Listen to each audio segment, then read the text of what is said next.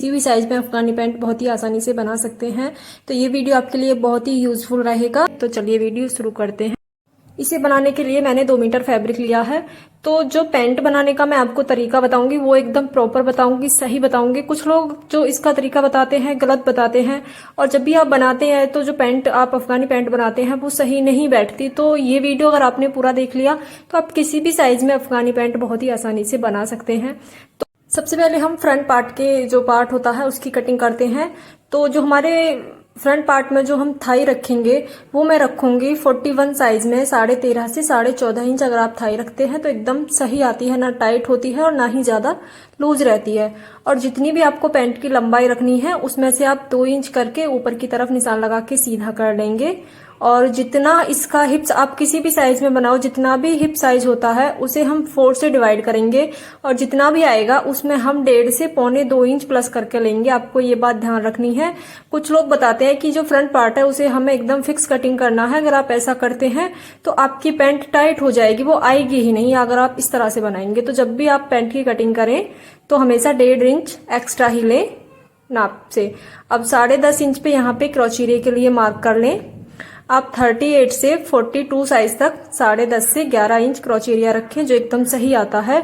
अब बिना नापे बिना कुछ करे बेझिझक होके 10.5 इंच रखें, एकदम पैंट बिल्कुल सही बनेगी। मैंने ये वीडियो जूम करके इसलिए बनाया है ताकि आपको अच्छे से समझ में आए। अब देखिए जितनी भी हम इसकी थाई बनाएंगे, तो जो मैं इसकी थाई बनाऊंगी वो बनाऊंगी, बनने के बाद जो हमारी थाई बनेगी वो बनेगी 14 इंच। अब हमें फ्रंट पार्ट में जो थाई रखनी है वो रखनी है हमें 13.5 इंच, क्योंकि हम जो थाई की कटिंग करेंगे उसे बस आधा इंच कम करेंगे बनने के बाद जितनी भी हमारी थाई आएगी।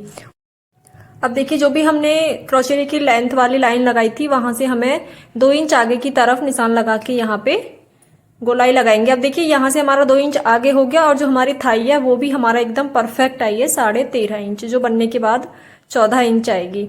अब देखिए जो हमने आगे वाले फ्रंट पार्ट में 1.5 इंच एक्स्ट्रा रखा था वो इसलिए रखा था क्योंकि हम यहाँ पे प्लेट लगाते हैं। तो जो हम प्लेट लगाएंगे वो हम 1 से 1.5 इंच के अंडर लगाएंगे। अब यहाँ पे 4 इंच गहरी हमें प्लेट लगानी है। अगर आप एक्स्ट्रा कपड़ा नहीं लेंगे तो आपकी जो पैंट है, आप प्लेट लगाओगे तो पैंट ऊपर से टाइट हो जाएगी, इसीलिए कभी भी फिक्स ना लें। अगर कोई आपसे कहता है कि जो फ्रंट पार्ट है उसे हमें फिक्स काटना है तो उसे हमें फिक्स नहीं काटना, वरना आपकी पैंट गलत हो जाएगी।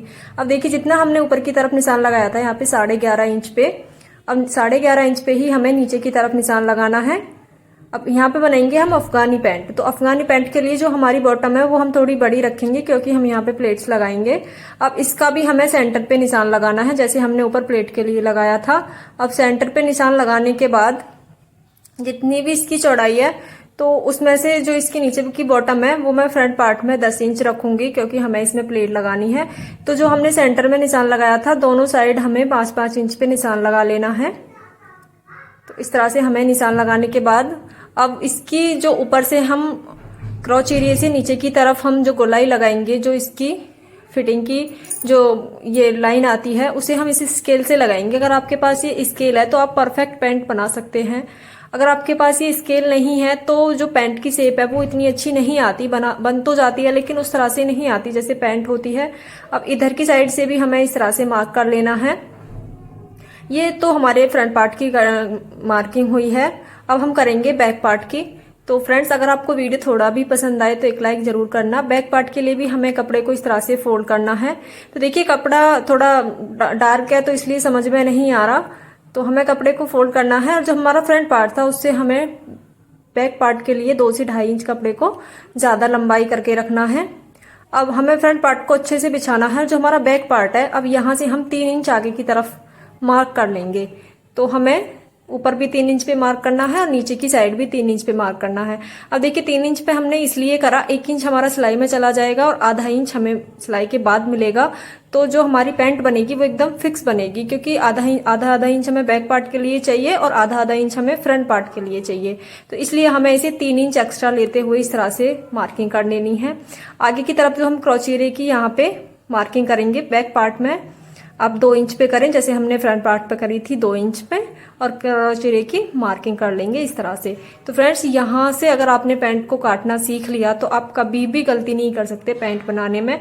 अब यहाँ से देखिए 2 इंच मैंने बैक पार्ट को बढ़ा रखा है फ्रंट पार्ट से, क्योंकि जो हमारा बैक पार्ट में क्रॉच एरिया है वो फिक्स है, तो इसलिए हमें बैक पार्ट को हमेशा 2 से 2.5 इंच बड़ा ही काटना है, सभी साइज में को रखना है। और इसी तरह से हमें जो हमारा मार्जिन है उसे इस तरह से रखते हुए मार्किंग कर लेंगे। यहाँ पे आपको नापने की जरूरत नहीं पड़ती, स्केल से आप बहुत ही आसानी से मार्किंग कर सकते हैं। तो इस तरह से मैंने बैक पार्ट के लिए मार्किंग कर ली।